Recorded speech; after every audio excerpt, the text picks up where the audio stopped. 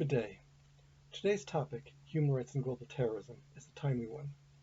We need only to see any news program to see that, around the world, human rights are being denied to many populations, and global terrorism is increasing. Many of my remarks today will focus in one way or another on the United States. As the richest and most powerful country in the world, the US could be a significant force for fostering human rights globally and ending terrorism. However, since its inception, that nation has chosen instead to violate human rights at home and around the world, and has perpetrated more terrorism on the planet than any other nation could even imagine. It is estimated that just since the end of World War II, the US government has caused the deaths of at least 20 million people worldwide. Human rights and global terrorism are different but closely related topics.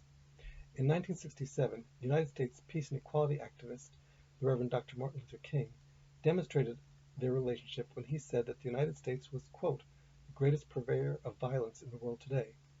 This was at the height of the Vietnam War.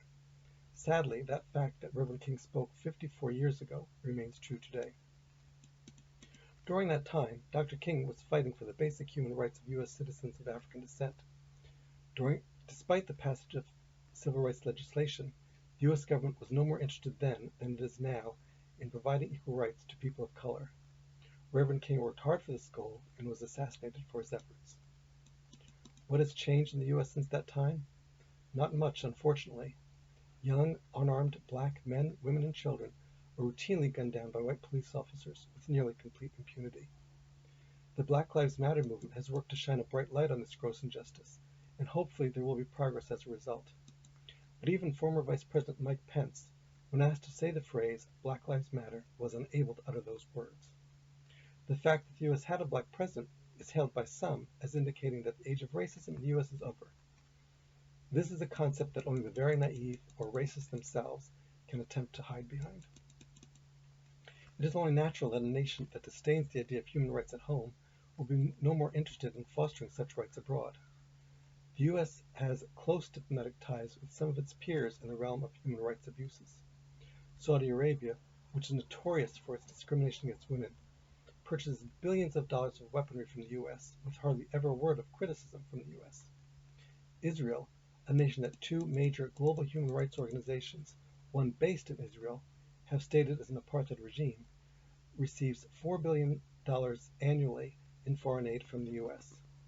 While the U.S. is busy dispensing this money to an apartheid nation, people in impoverished cities in the U.S. do not have potable water. U.S. law stipulates that in order for a nation to receive financial aid from the U.S., it must achieve a certain level of adherence to human rights. Israel doesn't even come close, yet the U.S. government happily sends it billions annually. One wonders just how quickly the brutal Israeli government would improve its dismal human rights record if the U.S. suddenly turned off the money tap, something U.S. President Joe Biden says he will never do. What are some of the rights people are deprived of in the U.S., Saudi Arabia, and Israel? I've mentioned the murders of black citizens by the white police in the U.S., and one would think that having clean drinking water would be considered a basic human right. Apparently that is not so in the U.S. Currently, many states are passing laws that will restrict access to voting, especially for impoverished people and people of color. Hardly what one would expect from a nation that calls itself the greatest democracy in history. And what of the U.S.'s close ally, Saudi Arabia? According to Amnesty International's latest report, quote, repression of the rights to freedom of expression, association, and assembly intensified.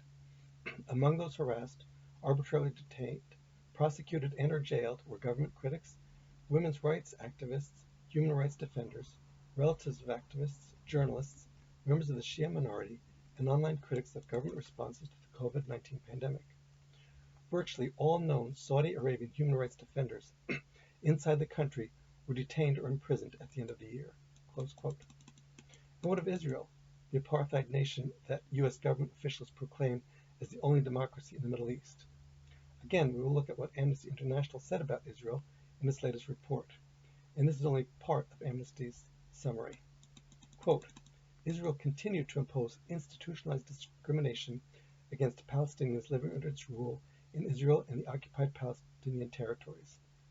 It displaced hundreds of Palestinians in Israel and the occupied West Bank, including East Jerusalem, as a result of home demolitions and the imposition of other coercive measures. Israeli forces continued to use excessive force during law enforcement activities in Israel in the OPT.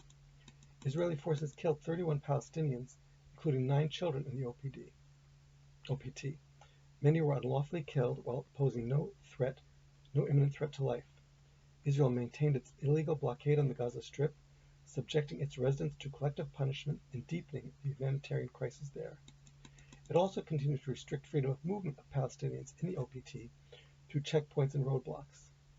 The Israeli authorities arbitrarily detained in Israel thousands of Palestinians from the OPT, holding hundreds in administrative detention without charge or trial.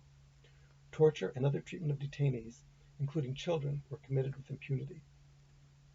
The authorities used a range of measures to target human rights defenders, journalists, and others who criticized Israel's continuing occupation of the West Bank, Gaza Strip, and Syrian Golan Heights.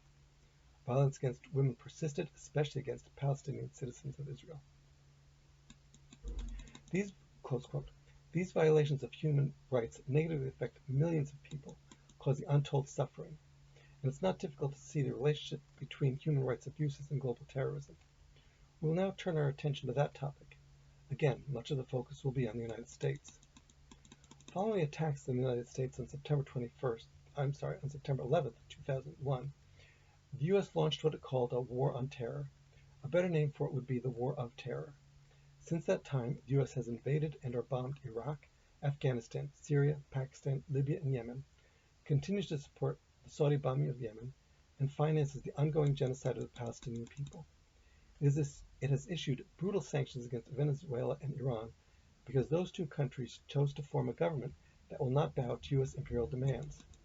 The U.S. violated its own and international law by withdrawing from the Joint Comprehensive Plan of Action and by its shocking assassination of Iranian General Qasem Soleimani. The murder itself and the fact that it was committed on Iraqi soil show U.S. contempt for international law and diplomacy. Part of the so-called war on terror includes propaganda, such as former Secretary of State Mike Pompeo saying that Iran is the world's chief sponsor of terrorism. As I mentioned earlier, that designation belongs to the United States. The U.S. is forever invading, bombing, or sanctioning other nations, sometimes by even saying that the other nation has requested that intervention. One example is telling. During unrest in Grenada in 1983, the U.S. intervened militarily. A few days later, the New York Times reported this, quote, the formal request that the U.S. and other friendly nations provide military help was made by the Organization of Eastern Caribbean States last Sunday at the request of the United States, which wanted to show proof that it had been requested to act under terms of that group's treaty. The wording of the formal request, however, was drafted in Washington and conveyed to the Caribbean leaders by special American emissaries. So the U.S. drafted a letter requesting that the U.S. intervene. Close quote. Iran assists its allies as called upon to do so, but helping the Syrian government resist U.S.-financed and trained terrorists is not, in the view of the U.S. government, allowed. Terrorism, when perpetrated by the U.S., is done in the guise of humanitarian assistance or fostering democracy. Neither of these lofty goals is ever the reason for U.S. military action. It is vitally important for nations that respect human rights and oppose terrorism to protect themselves from the United States and some of its more brutal allies. The U.S. record of human rights abuses, those it commits at home and those it supports abroad, and its terrorist activities are sufficient proof of its danger to the world. Thank you.